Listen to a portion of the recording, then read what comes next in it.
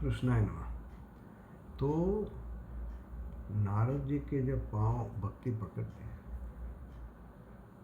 तो नारद जी कहते हैं आप भगवान को बहुत प्रिय है, लेकिन वृंदावन में ब्रह्म सत्य जगत मिथ्या, उसमें किसी को इंटरेस्ट नहीं है। वहाँ पे वैराग्य और ज्ञान का कोई मोल नहीं, सिर्फ भक्ति ही भक्ति।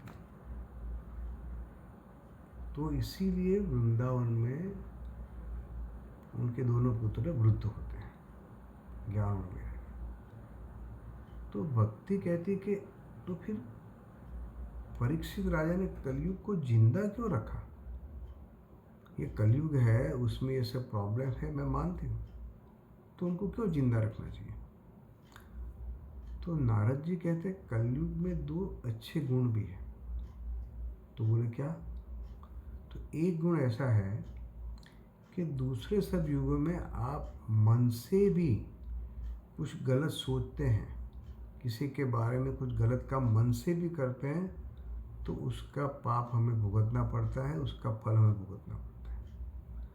कलयुग में ये नहीं है। दूसरा उससे उल्टा है कि आपने मन से भी कुछ अच्छा काम किया, किसी को मदद की, मन से आपने कुछ अच्छा किया, तो उसका पुण्य मिलेगा। तो ये है कलयुग का फायदा। दूसरे सब युग में क्या है कि यज्ञ, जप, तप वो सब करते हैं, तब जाके अपने को फल मिलता है। कलयुग में क्या है, हम सिर्फ प्रभु का नाम लें, स्मरण करें, तो भी हमारा फायदा ही फायदा है, वो भी हमारे अकाउंट में लिखा जाता है। तो ये प्रभु को याद करना हर काम में, जिंदगी के हर पल में हम प्रभु को याद कर लेते हैं, तो हमारे लिए बहुत ही फायदेमंद है।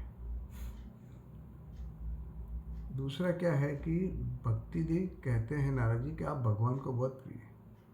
भगवान कभी नाती जाति नहीं देखते कि कौन सा आदमी है, क्या है, वो तो सिर्फ भक्त का हृदय देखता है। राम भगवान जब सबरी के पास गए थे तो सबरी जी बोलते कि मैं तो बहुत ही अधम जाति की, बहुत ही नीच जाति की, फिर भी आप मेरे घर आए, आपने मेरे बेर खाए, और वो भी झूठे बेर खाए, कितनी बड़ी बात है। तो भगवान कहते हैं राम कि मैं कभी नाती जाति पाति नहीं देखता हूँ, मैं सिर्फ भक्तों का प्रेम और भाव देखता हूँ। अधम ते अधम अधम अति नारी, तीन मह में मति मंद धारी। तो जब ये